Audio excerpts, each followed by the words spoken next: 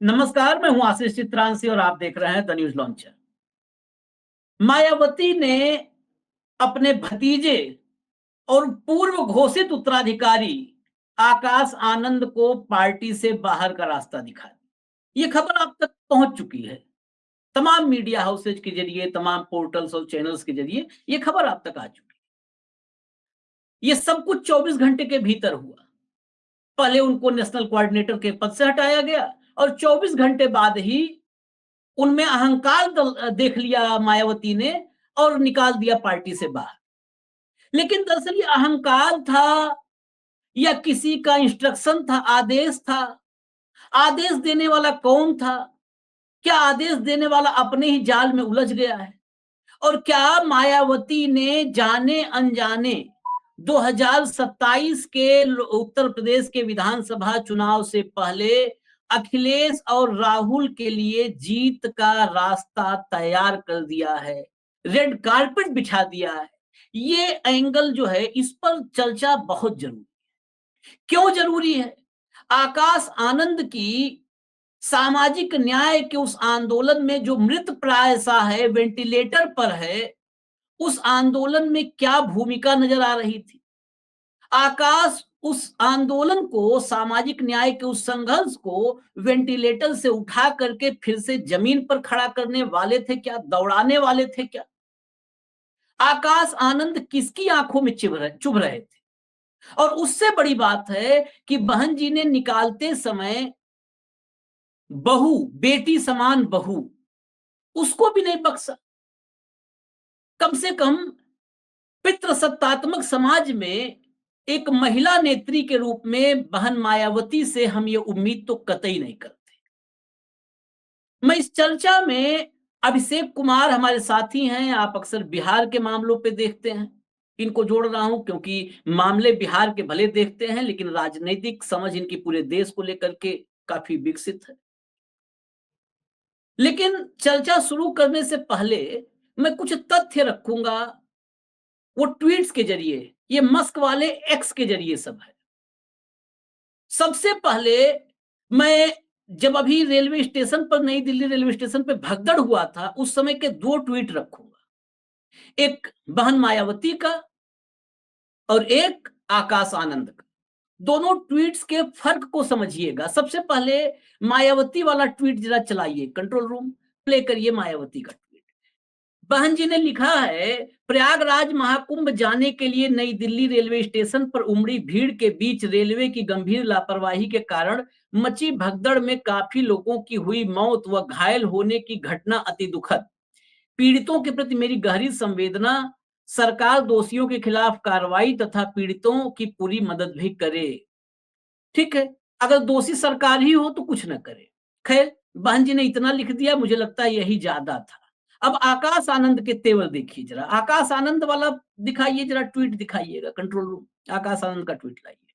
अब ये देखिए, प्रयागराज में महाकुंभ में जाने के लिए नई दिल्ली रेलवे स्टेशन पर भारी अव्यवस्था की वजह से श्रद्धालुओं की दुखद मृत्यु की खबर विचलित करती है। क्या रेलवे प्रशासन को यूपी सरकार के आयोजन की सूचना नहीं थी? यूपी, बिहार, मध्य प्रदेश आदि राज्यों के लगभग हर स्टेशन पर अव्यवस्था की खबरें मिल रही हैं, लेकिन कहीं कोई जवाबदेही नहीं है। भाजपा सरकार ने अपने राजनीतिक उपयोग के लिए कुंभ का आयोजन का दुरुपयोग करने का अपराध किया है। पहले प्रयागराज में भगदड़ से मौतों के बाद अब नई दिल्ली रेलवे स्टेशन पर मौतों की सीधे जिम्मेदारी यूपी की भाजपा सरकार की है। अत्यधिक प्रचार की भूख की वजह से बिना ठोस व्यवस्था से देश भर से लोगों को कुंभ आने को उकसाया गया। इस भगदड़ के लिए जिम्मेदार लोगों को कड़ी से कड़ी सजा मिलनी चाहिए। बहन जी ने कहा था कि दोषियों को कड़ी सजा दी जाए, इन्होंने भाजपा सरकार को दोषी बता दिया है। यानी कड़ी सजा भाजपा सरकार को दी जाए, उत्तर प्रदेश वाली योगी सरकार को दी जाए और केंद्र वाली सरकार में बैठे रेलवे मिनिस्टर को दी जाए। सीधा सा फर्क देखिए। अब देखिए, जब भारतीय बेड़ियों में कैद होकर अमेरिका से आ रहे थे, जानवरों जैसा सलूक किया जा रहा था, उस वक्त क्या लिखा था आकाश आनंद ने? बहन जी को तो शायद नजर नहीं आया होगा, लेकिन आकाश आनंद ने क्या लिखा था वो भी हम आपको दिखाते हैं। जरा दिखाइए, कंट्रोल प्ले करिए। ये अभागे भारत की जनता है जो रोजगार के अवसर तलाशने के लिए अमेरिका गए थे। हमारी लाचार और कमजोर सरकार की थाली बजाने वाली विदेश नीति की वजह से आज इन्हें अपमानित कर बेड़ियों में जकड़कर अमेरिका की ट्रंप सरकार ने भारत भेज दिया। ऐसे लाखों युवा हैं जो भारत सरकार और अपने प्रदेश सरकारों के निकम्मेपन की वजह से मजबूरी में एक बेहतर भविष्य की तलाश में अपना देश छोड़कर दूसरे देशों में काम की तलाश में जा रहे हैं। लेकिन इन्होंने कभी सपने में नहीं सोचा होगा कि आज इन्हें इस तरह अपराधियों की तरह चेन में बांध दिया जाएगा। अभी 4 दिन पहले यूपी बिहार के लोगों को दिल्ली में बाहरी बताकर अपमानित किया जा रहा था और उसी तरह आज अमेरिका ने 140 करोड़ भारतीयों के स्वाभिमान को ठेस पहुंचाई। अमेरिका के राष्ट्रपति डोनाल्ड ट्रंप ने अपनी नजदीकी का मुंह बजाने वाले हमारे प्रधानमंत्री मोदी जी की सरकार इन भारतीयों के साथ आतंकवादियों जैसा सलूक होने पर खामोश है। शर्म आती है इस सरकार और इसकी विदेश नीति पर, जिसने एक विदेशी सैन्य विमान को आज भारत की सरजमीन पर उतरने दिया। इनसे अच्छा तो कोलंबिया है जिसने अपने देश का स्वाभिमान झुकने नहीं दिया, जिसके राष्ट्रपति ने खुद का विमान भेजकर अपने नागरिकों को बाइज्जत अपने देश वापस बुलाया। कहाँ है हमारे विदेश मंत्री जयशंकर जी, जो वैसे तो दुनिया भर में घूम घूम कर बड़ी बड़ी हाँकते हैं, लेकिन आज इनके मुंह में भी दही जम गया है। विदेश मंत्री को अच्छे से पता था कि ऐसा होने वाला है, लेकिन फिर भी ये खामोश रहे, देश के मान सम्मान को लुटने दिया। यही नहीं, इन भाजपाइयों का दोहरा चरित्र, अरे साहब पहले अपनी जनता के स्वाभिमान के लिए खड़े होइए, विश्व गुरु तो हम बन ही जाएंगे। अगर इसके लिए, इस ट्वीट के लिए मुझे इस पब्लिक कार्यक्रम में, डिबेट में, शो में आकाश आनंद की तारीफ में तालियां बजाना पड़े तो मुझे रत्ती भर गुरेज नहीं होगा, संकोच नहीं होगा। और जहां तक भाषा शैली की बात है, ऐसा लगा कि दशकों बाद मतलब 2 दशक तो कम से कम हो गए, 1.5 दशक, एक सामाजिक न्याय के आंदोलन में एक ऐसा युवा आया है जो पूरी दुनिया को देख रहा है, दुनिया के अलग अलग मुल्कों में होने वाले हैपनिंग्स को, घटनाओं को देख रहा है, देश की विदेश नीति को देख रहा है, थाली बजाने वाली विदेश नीति को देख रहा है, जो जयशंकर को देख रहा है, जो मोदी को देख रहा है, जो भाजपाइयों और संघियों के दोहरे चरित्र को देख रहा है।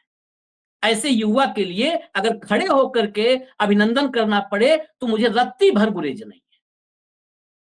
लेकिन हुआ क्या, जब सारे पद छीन लिए गए, मैं थोड़ा इंट्रोडक्शन लंबा हो रहा है अभिषेक जी, जरूरी है, सारे पद छीन लिए गए, पैदल कर दिया गया, तो क्या लिखा था आकाश आनंद ने, जरा वो दिखाते हैं। क्या लिखा था आकाश आनंद, प्ले करिए, कंट्रोल रूम चलाइए वो ट्वीट जो कल के एक्शन के बाद लिखा। मैं परम पूज्य आदरणीय बहन कुमारी मायावती जी का कैडर हूं और उनके नेतृत्व में मैंने त्याग, निष्ठा और समर्पण के कभी न भूलने वाले सबक सीखे हैं। ये सब मेरे लिए केवल एक विचार नहीं बल्कि जीवन का उद्देश्य है। आदरणीय बहन जी का हर फैसला मेरे लिए पत्थर की लकीर के समान है। मैं उनके हर फैसले का सम्मान करता हूं, उस फैसले के साथ खड़ा हूं। आदरणीय बहन कुमारी मायावती जी द्वारा मुझे पार्टी के सभी पदों से मुक्त करने का निर्णय मेरे लिए व्यक्तिगत रूप से भावनात्मक है, लेकिन साथ ही अब एक बड़ी चुनौती भी है। परीक्षा कठिन है और लड़ाई लंबी है, अंडरलाइन कीजिएगा। ऐसे कठिन समय में धैर्य और संकल्प ही सच्चे साथी होते हैं। बहुजन मिशन और मूवमेंट के एक सच्चे कार्यकर्ता की तरह मैं पार्टी और मिशन के लिए पूरी निष्ठा से काम करूंगा और अपनी आखिरी सांस तक अपने समाज के हक की लड़ाई लड़ता रहूंगा। कुछ विरोधी दल के लोग ये सोच रहे हैं कि पार्टी के इस फैसले से मेरा राजनीतिक करियर समाप्त हो गया। उन्हें समझना चाहिए कि बहुजन मूवमेंट कोई करियर नहीं बल्कि करोड़ों दलित, शोषित, वंचित और गरीबों के आत्मसम्मान और स्वाभिमान की लड़ाई है। यह एक विचार है, एक आंदोलन है जिसे दबाया नहीं जा सकता। हम इस मसाल को जलाए रखने और इसके लिए अपना सब कुछ न्योछावर करने के लिए लाखों आकाश आनंद हमेशा तैयार हैं। अब फिर आज एक युवा के लिए बड़े दिन बाद ताली बजाने का मन हो। क्या लिखा है, अद्भुत, क्या सामाजिक न्याय का आंदोलन है, वो मूवमेंट क्या है, संघर्ष क्या है, एक ट्वीट में। और मुझे ऐसी भाषा लिखने में, अगर आकाश अब खुद लिख रहे हैं तो क्या कहूं इनकी तारीफ में। लेकिन बहन जी को हजम नहीं हुआ, इसमें अहंकार का पुट नजर आने लगा और फिर कर दिया 2 ट्वीट, जरा पढ़ लीजिए। वो भी मायावती ने क्या किया है, बहन जी का ट्वीट पढ़िए, जरा कंट्रोल रूम चला दीजिए बहन जी का ट्वीट। देखिए, बीएसपी की ऑल इंडिया की बैठक में कल श्री आकाश आनंद को पार्टी हित से अधिक अधिक पार्टी से निष्कासित अपने ससुर श्री अशोक सिद्धार्थ के प्रभाव में लगातार बने रहने के कारण नेशनल कोऑर्डिनेटर सहित सभी जिम्मेदारियों से मुक्त कर दिया गया था, जिसका उसे पश्चाताप करके अपनी परिपक्वता दिखानी थी। लेकिन इसके विपरीत श्री आकाश ने जो अपनी लंबी चौड़ी प्रतिक्रिया दी है, वह उसके पछतावे व राजनीतिक मेच्योरिटी का नहीं, बल्कि उसके ससुर के ही प्रभाव वाला ज्यादातर स्वार्थी अहंकार व गैर मिशनरी है, जिससे बचने की सलाह मैं पार्टी के ऐसे सभी लोगों को देने के साथ दंडित भी करती रही हूं। अतः परम पूज्य बाबा साहब डॉक्टर भीमराव अंबेडकर के आत्मसम्मान व स्वाभिमान मूवमेंट के हित में तथा मान्यवर श्री काशीराम जी के अनुशासन की परंपरा को निभाते हुए श्री आकाश आनंद को उनके ससुर की तरह पार्टी व मूवमेंट के हित में पार्टी से निष्कासित किया जाता है। अब हटा दीजिए। बहन जी, कार्यक्रम की चर्चा से पहले मैं बड़ा सम्मान करता हूं, उस मूवमेंट का आइकन मानता हूं, तो हाथ जोड़ करके क्षमा प्रार्थी हूं। अब ये दौर वक्त नहीं है कि आप बाबा साहब और काशीराम के पीछे छिप पाए। अब वो वक्त नहीं बचा है। उनके पीछे छिप करके आप नहीं ढक सकते हैं अपनी सच्चाई को कि आपने भाजपा से डील कर ली। इस डील के बारे में कई बार कुछ मूवमेंट से जुड़े लोग, वो मूवमेंट से जुड़े कम होते हैं, वो व्यक्ति से जुड़े ज्यादा होते हैं, क्योंकि हमारा समाज ही व्यक्ति पूजक है। मैं कई बार, अब उस नेता को नहीं चर्चा में हम ला सकते, नहीं तो भाऊ और हमने चर्चा किया है कि एक प्रदेश के रीजनल पार्टी का एक अध्यक्ष युवा दिल्ली आया भाजपा से गठबंधन करने के लिए, और भूपेंद्र यादव के साथ आपकी कोठी पे भेज दिया गया, आपके आवास पर भेज दिया गया कि जाइए समझौता कर लीजिए बहन जी से, और आपने कहा बिल्कुल आदेश जैसा हो। लेकिन आपके साथ वो रीजनल पार्टी लड़ चुकी थी विधानसभा चुनाव बगैर भाजपा के इंस्ट्रक्शन के, तो आपके साथ का अनुभव उसे पता था, वो लौट गया बिना समझौता किए।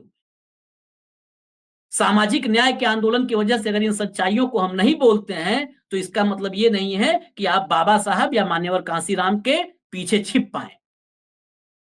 खैर, आज दोनों चर्चा होगी, लेकिन अगली चर्चा में पहले तो इसी पर आ रहा हूं। अगली चर्चा, जो अगला सवाल होगा, मैं पहले आपको बता दूं, बहन जी ने जो कुछ किया है, कई बार जाने अनजाने कुछ अच्छा होता है। उसमें मेरी निजी राय जो है, मेरी निजी दृष्टि जो है, उससे मैं ये देख पा रहा हूं कि राहुल गांधी और अखिलेश यादव के लिए बहुत अच्छा, उन्होंने 2027 के चुनाव के पहले बहुत आसान रास्ता बनाया है। अब उस रास्ते पर चलना अखिलेश और राहुल पर निर्भर करता है। देर हुई, ओपनिंग बहुत लंबा हुआ, क्योंकि तथ्य बहुत थे, और इस सामाजिक न्याय के आंदोलन से मैं खुद को बहुत ज्यादा निजी तौर पर जुड़ा हुआ पाता हूं। अभिषेक, ये कैसा सामाजिक न्याय का आंदोलन, कैसा मूवमेंट जिसको बचा रही हैं बहन जी, जिस मूवमेंट को उन्होंने ही वेंटिलेटर पर पहुंचा दिया है, आज उसको बचाने के नाम पर उस युवा को बाहर किया है, जिसके भाषण का एक क्लिप वायरल हो रहा है, जिसमें वो युवा कह रहा है कि पार्टी में 2.5-3 साल से कुछ अच्छा नहीं चल रहा है। ये भाषण आज का नहीं है। अगर उस भाषण के अवधि को जोड़ दें तो पिछले 4-5 साल से ठीक नहीं चल रहा है। और मैं देखिए, हटा नहीं सकता, लेकिन हम लोग लड़ेंगे, पार्टी को खड़ा करेंगे। खड़ा करने से पहले उसके पांव कतर दिए गए। अभिषेक, आशीष जी, अगर आकाश आनंद की परिस्थिति को देखें और आकाश आनंद बनने की प्रक्रिया को देखें, तो एक तरफ तो ये दिखाई देता है कि आकाश आनंद के लिए अच्छा हुआ है, पहली बात, क्योंकि आकाश आनंद परिचय के मोहताज नहीं रह गए हैं। और रही बात बसपा से निकाले जाने की, इसकी बुनियाद तो उसी दिन पड़ गई थी। वो क्लिप मेरे पास है, आप कहे मैं सुना देता हूं। और वो क्लिप उसी दिन पड़ गई थी, अपने दर्शकों को ही सुना देते हैं। क्लिप हम नहीं सुना रहे इस वजह से क्योंकि उसमें म्यूजिक है, वो कॉपीराइट का मसला है। म्यूजिक वाली क्लिप नहीं, दूसरी क्लिप है। हाँ, वो सुनाइए। म्यूजिक वाली क्लिप की बात मैं नहीं कर रहा। वो क्लिप जो मैं आपको सुना रहा हूँ, वो क्लिप है, वो उसी दिन बुनियाद पड़ गई थी जिन्होंने लोकसभा चुनाव में जब भाजपा को तालिबानी कहा था। ये सुनिए। ऐसी सरकार जहां जनता फ्री राशन के नाम पे गुलाम बना दी जाए, ऐसी सरकार आतंकवादियों की सरकार होती है। ऐसी सरकार तालिबान अफगानिस्तान में चलाता है। साथियों, इन सरकारों ने, भाजपा की सरकार बुलडोजर की सरकार नहीं, यह आतंकवादियों की सरकार है। अपनी आवाम को गुलाम बनाकर रखा है। चलिए, आपने सुना, पूरी स्पीच को सुना, हम्म और आप, ये लोकसभा चुनाव के दरमियान की स्पीच है। और ये अपने आप में काफी लंबी कहानी कहती है कि इसके बाद कैसे आकाश आनंद को दरकिनार कर दिया गया। ये नंबर 1 बात है। नंबर 2 बात इसके साथ जो जुड़ कर आती है वो ज्यादा महत्वपूर्ण है आशीष जी। महत्वपूर्ण क्या है, क्योंकि आकाश आनंद की प्रक्रिया को या बसपा की प्रक्रिया को, अवसान की प्रक्रिया कहे या उत्थान की प्रक्रिया कहे, इन सब को आप जोड़कर देखें। थोड़ा जवाब लंबा होगा क्योंकि ये लोगों को समझने के लिए जरूरी है। कुछ परिस्थितियां सामाजिक है, कुछ परिस्थितियां परिस्थितिजन्य है और कुछ संवैधानिक है, जिस वजह से आज ये दिन आप देख रहे हैं, सब कुछ देख रहे हैं। अब सामाजिक क्या है? सामाजिक दरअसल ये है कि देखिए, आपने एक बात से आपके मैं थोड़ा सहमत हूं। आपने कहा कि एक आइकॉन थी दलित मूवमेंट की मायावती। जी नहीं, मायावती एक अच्छी प्रशासक, अच्छी मुख्यमंत्री थी। दलित मूवमेंट के आइकॉन का दर्जा इस देश में अगर बाबा साहब के बाद आप दे सकते हैं राष्ट्रीय स्तर पर, कांसीराम को ही दे सकते हैं। पहली बात, दलित मूवमेंट से को एक राजनीतिक पार्टी में बदलने के बाद मिशन मोड में बनाए रखने की जो प्रक्रिया होती है, उस प्रक्रिया में मायावती फेल रही थी। जब आप ध्यान रखिए, मायावती उसमें फेल रही थी। और दलित वोटर को कांसीराम ने इस देश में ऐसा जरूर बना दिया कि उसे लंबे समय तक, खासकर उत्तर प्रदेश और आसपास के इलाकों में, कई राज्यों में जो उत्तर प्रदेश के सीमावर्ती राज्यों के जिले हैं, वहां तक आप दलितों को लंबे वक्त तक लाभार्थी चेतना में जोड़कर नहीं रख सकते, क्योंकि उनके अंदर सत्ता में भागीदारी, सिस्टम का हिस्सा बनना और गैर बराबरी और वंचना को खत्म करने की दिशा में सार्थक प्रयास करने वाले दल के साथ जुड़ना एक बड़ा मुद्दा बन जाता है। अब इस देश में 2 तरह के दलित मूवमेंट रहे, एक दक्षिण का पेरियार वाला वंचित लोगों का मूवमेंट आप देखें तो दक्षिण में, और एक पश्चिमी भारत का फूले वाला। दक्षिण भारत को आप प्रतिक्रियावादी कह सकते हैं, पश्चिमी भारत को अपने उत्थान की दिशा में बिना किसी प्रतिक्रिया के आगे बढ़ने वाला आंदोलन कर सकते हैं। उत्तर प्रदेश में जो था, कांसीराम के नेतृत्व में जो बसपा बनी थी, वो बसपा थोड़ी सी प्रतिक्रियावादी और थोड़ी सी वो वेस्टर्न इंडिया की झलक वाली, उसका एक कह सकते हैं कि मिक्सचर था। मायावती के समय में वो डिरेल होना शुरू होता है, और जब डिरेल होना शुरू होता है तो सत्ता के साथ जो बुराइयां आती है, स्वाभाविक है कि उसका भी योगदान है। लेकिन असल चीज कहां है जिस पर किसी की नजर नहीं है? असल चीज वो है जो अटल बिहारी वाजपेयी ने इस देश के लोकतंत्र का गला घोटने के लिए अपनी सरकार में एक कानून बनाया, जिसने इस देश के हर राजनीतिक दल में, क्या कांग्रेस, क्या भाजपा, क्या बसपा, क्या सपा, क्या राजद, क्या जदयू, सबके अंदर इनर डेमोक्रेसी, आंतरिक लोकतंत्र को खत्म कर दिया। वो था 92nd अमेंडमेंट, जिसने दल बदल कानून की प्रक्रिया को इस कदर कड़ा कर दिया, 1/3 की संख्या को बढ़ाकर 2/3 कर दिया। 2/3 करने के बाद और क्या किया गया? 2/3 करने का मतलब क्या था? आप डिसेंट व्यू नहीं रख सकते। आप डिसेंट व्यू रखेंगे तो आकाश आनंद बनेंगे, आप डिसेंट व्यू रखेंगे तो कीर्ति आजाद की तरह टिकट काट दिया जाएगा, क्योंकि उन्होंने अरुण जेटली पर एक तरह से निशाना साध दिया था। यही होगा। और एक ऐसी प्रक्रिया जिसमें अगर भारतीय जनता पार्टी के 240 एमपी है और नरेंद्र मोदी के पास यदि 90 सांसदों का भी समर्थन है, तो बचे हुए जो 150 लोग हैं, वो 2/3 की संख्या को पूरा नहीं करते हैं, वो विरोध नहीं कर सकते। आप समझिए इस चीज को। ये आला कमान कल्चर को बढ़ावा देने वाला कानून इस देश में लोकतंत्र का, इनर डेमोक्रेसी का गला घोटता हुआ अंततः लोकतंत्र को इस हालत में ले आया है। मानसिकता वहीं से बनती है। अब जरा इसके आगे देखिए, आज कितने सांसदों और विधायकों की यह हैसियत है कि अपने पार्टी के आला कमान के सामने जाकर के मजबूती से कोई मांग रख सके? आपने देखा है किसी पार्टी में? कम्युनिस्ट पार्टियों का एग्जाम्पल छोड़ दे तो आपने देखा है ममता बनर्जी की पार्टी में संभव है क्या? नरेंद्र मोदी की पार्टी में संभव है क्या? क्या यह संभव है? आज शशि थरूर तो चलिए विपक्ष में है तो बोल पा रहे हैं, वो हम उनसे आलोचना करें जो करें, लेकिन एक एग्जाम्पल तो है कि इनर डेमोक्रेसी है कुछ हद तक। आप बोल सकते हैं क्या जाकर के समाजवादी पार्टी में इस तरह के डिसेंट व्यू को, या जेडीयू में, आरजेडी में? नहीं बोल सकते। एग्जैक्टली आकाश आनंद के साथ यही हुआ है, यही हुआ है आकाश आनंद के साथ। दूसरी चीज सामने आती है कि आखिर भारतीय जनता पार्टी से इतना डर क्यों? तीसरी चीज सामने आती है जो मैंने कहा सामाजिक और परिस्थिति जन्य, वो दरअसल ये है कि ये देश का दलित मूवमेंट 1984 के बामसेफ से आगे बढ़ चुका है। इस बात को ध्यान रखिएगा। बामसेफ मुख्य धारा में आने के लिए था राजनीतिक रूप से, और अब का जो दलित आंदोलन है वो सामाजिक और आर्थिक रूप से मुख्य धारा में शामिल होने की जद्दोजहद पर टिका हुआ है। आकाश आनंद इस दूसरी धारा का प्रतिनिधित्व करने के लिए चिराग पासवान, चंद्रशेखर रावण इन सबसे उम्दा चेहरा के तौर पर दिखाई दे रहे थे। और इसका फायदा, मुझे कहने में कोई अतिशयोक्ति नहीं है कि लोकसभा चुनाव में सपा कांग्रेस गठबंधन ने उठाया। कैसे उठाया आप देखिए, ये जो स्टेटमेंट मैंने अभी आपको सुनाया, जो स्पीच सुनाई अभी आकाश आनंद की, उसने उत्तर प्रदेश में दलितों के बीच में आकाश आनंद को ग्लैमराइज किया। और जब ग्लैमराइज किया, उनकी लोकप्रियता बढ़ी, ठीक उसी वक्त पर उनको किनारे लगा दिया गया। मतलब कोई बैट्समैन डबल सेंचुरी मारे और अगले मैच में उसे टीम से निकाल दिया जाए। आप सोचिए, तो समझ रहे हैं ना। और दलित जो भारतीय जनता पार्टी के खिलाफ खड़ा हो रहा था, उसे अपना मूवमेंट टूटता हुआ दिख रहा था, चेहरा नहीं दिख रहा था। जिस चेहरे के बरक्स वो लाभार्थी चेतना के दायरे से निकल सके, वो चेहरा आकाश आनंद में जब दिखा तो बिठा दिया गया। जब बिठा दिया गया तो संविधान बचाओ का नैरेटिव वहीं से आपको प्रभावी दिखना शुरू हुआ है। जैसे ही आकाश आनंद को बिठाया गया, उसके बाद से चुनाव पश्चिम से पूरब की तरफ बढ़ने लगा उत्तर प्रदेश में। याद है ना लोकसभा का चुनाव, पश्चिम से पूरब की तरफ बढ़ना शुरू हुआ। और पूरब की तरफ बढ़ना शुरू हुआ तो संविधान बचाओ का नेतृत्व, संविधान बचाओ का मुद्दा प्रभावी रूप से दिखने लगा, क्योंकि दलितों को धक्का लगा। धक्का इस बात से लगा कि जो उसका उभरता हुआ पोस्टर बॉय था, उसका राजनीतिक तौर पर गला बांध दिया गया। ये चीजें दिखाई दी जो प्रतिक्रियावादी होकर, राजनीतिक तौर पर प्रतिक्रियावादी होकर, लोकतांत्रिक तौर पर प्रतिक्रियावादी होकर वोटों में कन्वर्ट होकर सामने आई।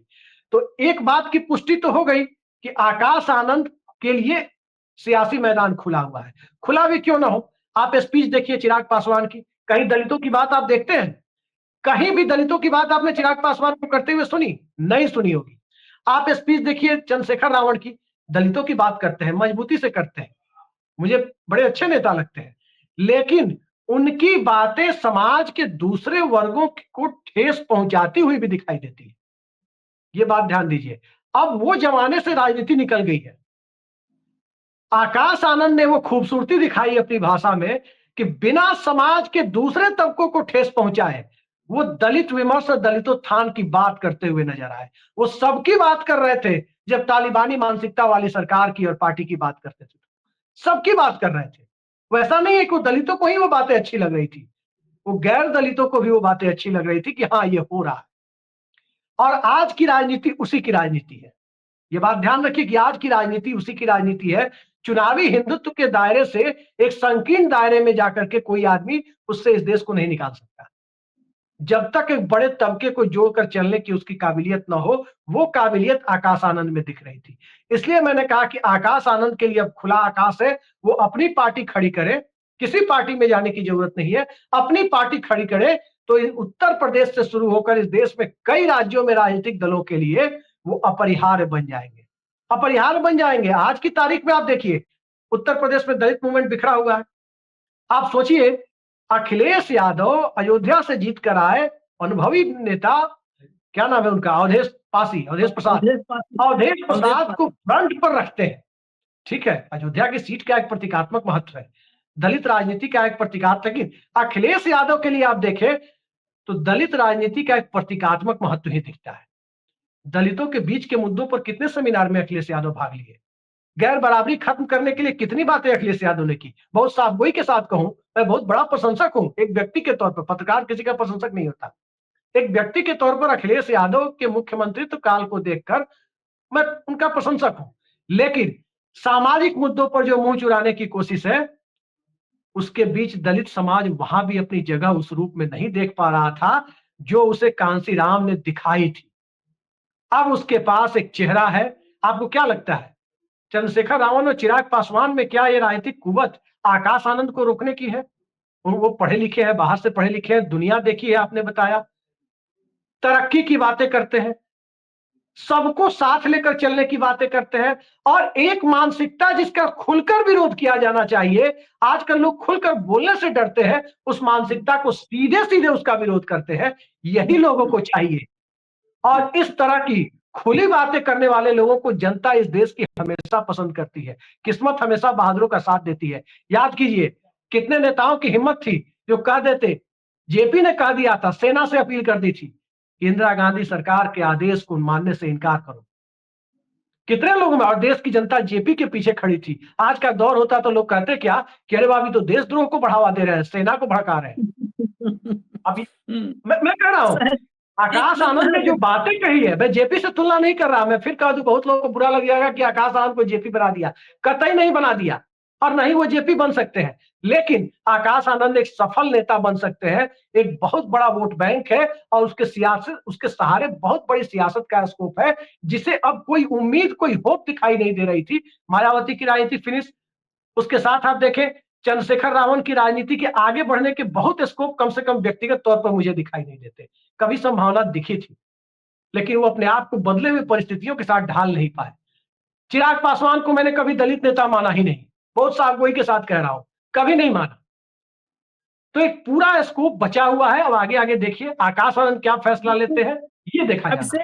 अभिषेक बड़ा 2-4 बातें बहुत दुरुस्त फरमाई आपने। एक तो चिराग पासवान को दलित नेता, बिल्कुल सही कहा आपने, वो हैं भी नहीं मानने लायक। कहां पर उनका दलित विमर्श कहाँ है, कहाँ है, कहीं नहीं नजर आएगा आपको। उनमें तो सब सारा विमर्श ही उनका मोदी शाह के आकर के आसपास इर्द गिर्द वही परिक्रमा में निकल जाता है। और आकाश के बारे में जो अच्छी बात है, खूबसूरत, मैं कई ट्वीट्स में पहले नहीं पढ़ा था, आज इस शो के लिए उन ट्वीट्स को पढ़ा, उसको देख के लगा कि ऐसा युवा अगर सामाजिक विमर्श में, सामाजिक न्याय में अगुवाई करे, उस आंदोलन का हिस्सा बनता है, तो आंदोलन मजबूत होता है।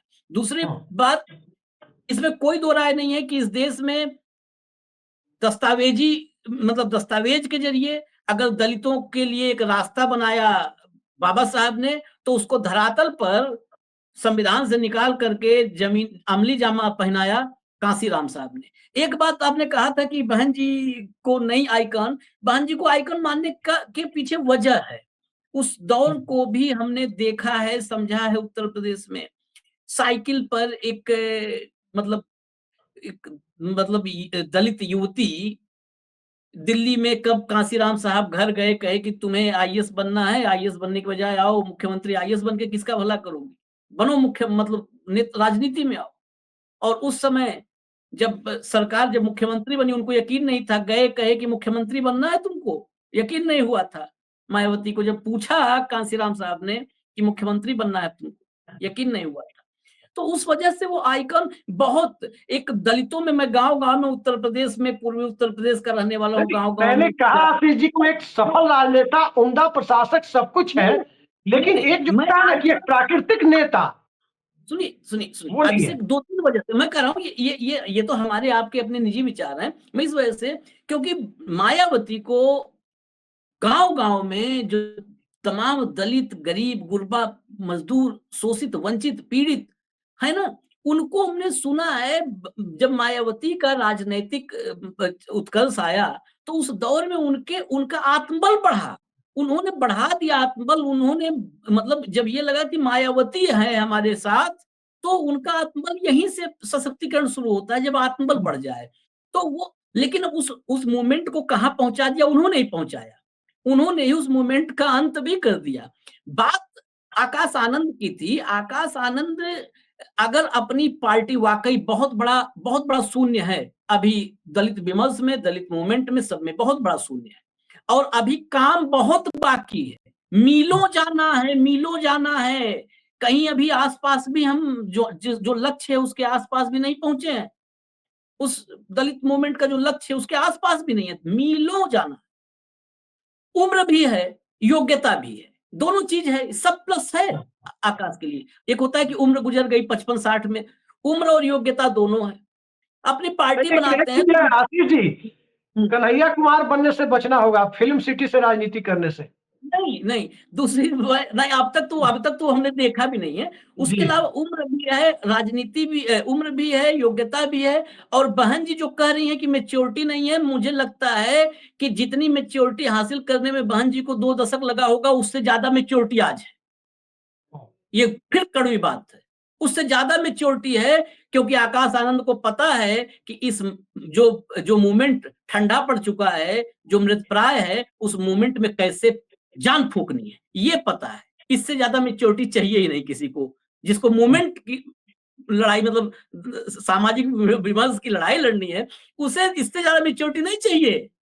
इसे उसे मैच्योरिटी नहीं चाहिए कि कैसे बचाना है ईडी का केस, कैसे सीबीआई केस, ये मैच्योरिटी थोड़ा होती है। मैच्योरिटी समाज के लिए क्या मैच्योरिटी आपकी, वो आपके समाज के लिए क्या मैच्योरिटी है। यहीं से मैं आता हूँ, जो मेरा सवाल था कि जो रास्ता, इसी पर हम खत्म करेंगे। मुझे 2-3 बातें लगती है। अगर अगर अपनी पार्टी, अपना संगठन कुछ भी बनाते हैं आकाश, तो मुझे लगता है विपक्ष के लिए अपरिहार्य हो जाएंगे। शुरुआत में अपरिहार्य हो जाएंगे, विपक्ष उनको हाथों हाथ लेगा कि आप साथ आइए हमारे, पहली बात। दूसरी बात, आकाश आनंद ने छोटे से ही, अपने छोटे से, जो छोटा पैकेज, बड़ा धमाल टाइप, छोटे से ही समय में जो गतिविधि रही लोकसभा में, छोटा सा 4-6 सभाएं की थी। आज अगर वो आते हैं अपना संगठन, पार्टी कुछ भी लेकर के, तो यूथ जो है, खासकर दलितों में यूथ, वो यूथ जाएगा। बहुजन समाज पार्टी का काडर, जो काडर अब अपने मूवमेंट को मलता हुआ देख रहा है, वो जाएगा। उसके पास तुरंत स्विच होने का ऑप्शन है कि यार ये लड़का हमारी बात कर रहा है, हमारे साथ लड़ेगा, ये लड़का लड़ेगा, वो स्विच करेगा। इसलिए आशीष जी, बस 10 सेकंड सवाल में, अगर ऐसे हालात पैदा होते हैं, तो भारतीय जनता पार्टी के पास ज्ञानेश कुमार के अलावा कुछ नहीं बचेगा उत्तर प्रदेश में चुनाव जीतने के लिए। कंप्लीट दलित वोटर ये शिफ्ट कर जाएगा अपोजिशन के साथ, और एक स्ट्रांग लीडर के रूप में अब आकाश आनंद उभरेंगे। क्या ऐसा आपको लगता है? क्योंकि यही हमको जो लगा था, यही था। देखिए आशीष जी, 2-3 चीजें समझिए। कांसीराम ने कोई दलित मूवमेंट को हवा नहीं दी थी। कांसीराम ने वंचित तबके की बात की थी। आप देखिए, कांसीराम के साथ ईबीसी समाज के कितने लोग जुड़े थे। ये ओम प्रकाश राजभर वगैरह कहां से आए? सोनेलाल पटेल कहां थे? कुर्मी सब समाज के सब नेता थे। धनीराम वर्मा कहां थे? अरे बरखूराम वर्मा कहां थे? धनी राम, बरखू राम, स्वामी प्रसाद, ये स्वामी जो प्रसाद है वर्मा कहां थे? स्वामी प्रसाद, ये जो आज समाजवादी पार्टी में दलितों का सबसे बड़ा चेहरा है, इंद्रजीत जी, सरोज, ये सब तो जितने थे सब वहीं के हैं, सब मैं वही बात कह रहा हूँ क्रांति आशीष जी, पार्टी का अलग। मैं वही बात कह रहा हूँ कि हम्म, जब ये सारी चीजें चल रही थी, हम्म, तो वंचित तबके को लगता था कांसीराम का कैनवास बहुत बड़ा था, हम्म, सोचने का तरीका बड़ा था, क्योंकि वो राजनीतिक रूप से ताकतवर बनाना चाहते थे। हम्म, और राजनीतिक रूप से ताकतवर बनाने के बाद समाज को आर्थिक न्याय की जरूरत होती है। देखिए, बड़े बड़े लोग फिसले हैं, हम्म, लालू यादव भी फिसले हैं वहां पर। सामाजिक रूप हम्म, से दल के साथ वीपी सिंह ने जो किया, उसके बाद धार दी लालू यादव हम्म, ने। लेकिन अब उसके बाद समाज को रोटी की भी जरूरत पड़ती है। हम्म, आत्मसम्मान के बाद रोटी की भी जरूरत पड़ती है, रोजगार की भी जरूरत पड़ती है। वहां वो विफल होने लगे। ठीक इसी तरह से मायावती को देखें आप। कांसीराम जो सामाजिक न्याय के बाद आर्थिक न्याय की तरफ, शैक्षणिक न्याय की तरफ बढ़ने की जो बात थी, वहां मायावती का 4 बार का मुख्यमंत्रित्व काल और 1 बार का पूर्ण कार्यकाल बहुत सफल नहीं माना जा सकता। हम्म, मायावती का कार्यकाल लॉ एंड ऑर्डर के मामले में आप सफल मान सकते हैं। मायावती का कार्यकाल उत्तर प्रदेश में नौकरशाही पर अंकुश रखने के मामले में आप सफल मान सकते हैं। लेकिन मायावती के कार्यकाल ने उत्तर प्रदेश में सामाजिक परिवर्तन की दिशा में कुछ कदम बढ़ाया हो, मुझे ऐसा कहीं दिखाई नहीं दिया। अब सवाल ये उठता है कि आकाश आनंद के सामने चुनौतियां क्या है? हम्म, घिसी पिटी राजनीति से आगे निकलना, पहली बात। दूसरी बात, बहुजन मूवमेंट के आदर्शों को अपने साथ लेकर के चलना। तीसरी बात, समाज की आज की जरूरतों के बीच, जिस वक्त कांसीराम ने शुरू किया था आंदोलन, उस वक्त तो छोड़िए, रेडियो नहीं होते थे दलितों के पास। आज तो 3,000 वाला चाइनीज फोन, स्मार्टफोन सबके पास है। हम्म, आज सबके पास है।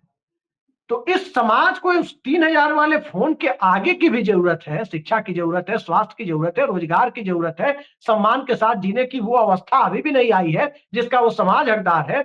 इन सब का सम्मिश्रण लेकर के उन्हें आगे चलना होगा।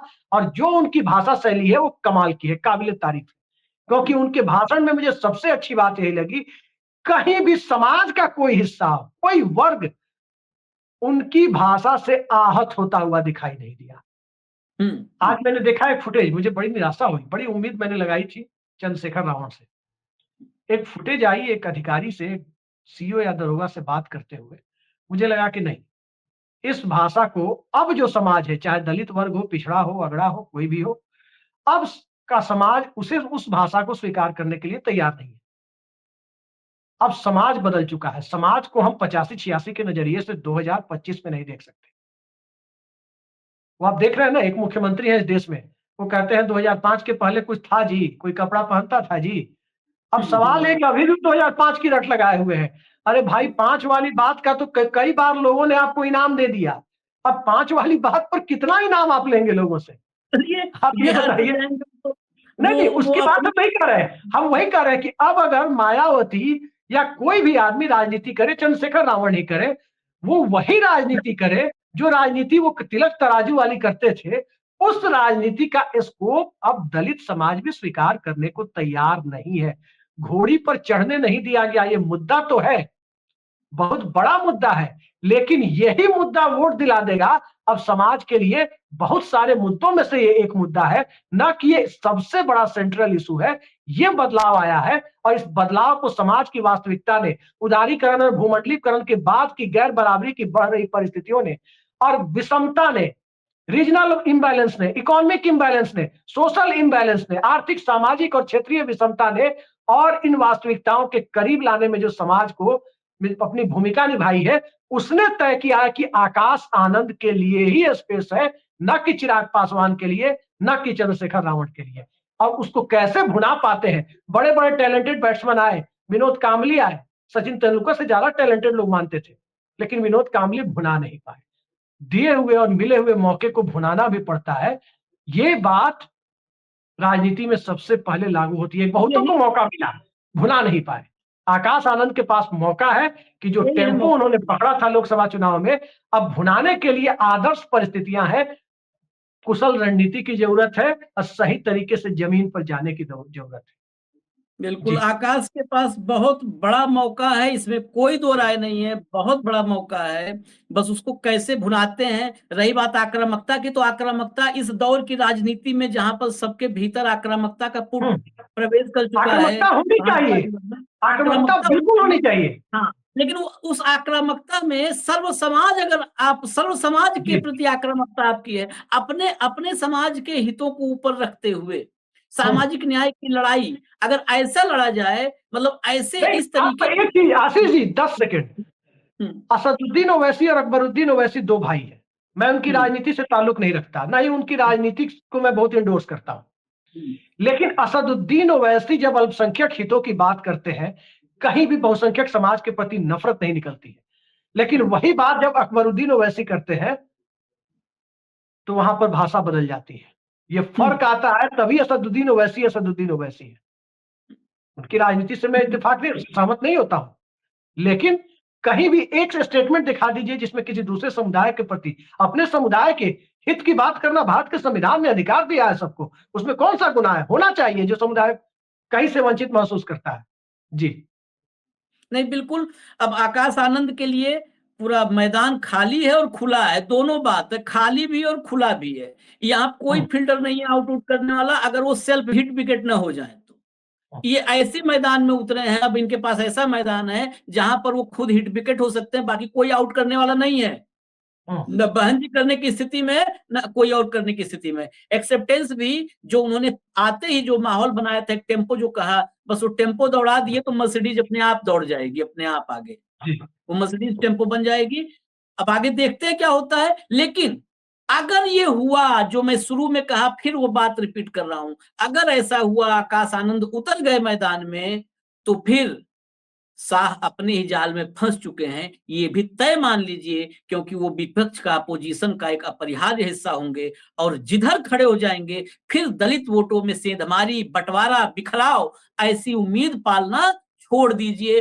फिर सिर्फ ज्ञानेश कुमार की उम्मीद रखिए, उन्हीं सब भरोसा रखिए, उन्हीं पर। इजाजत दीजिए हमें। धन्यवाद अभिषेक, काफी वक्त हम लोगों ने लगा दिया इस चर्चा में। नमस्कार।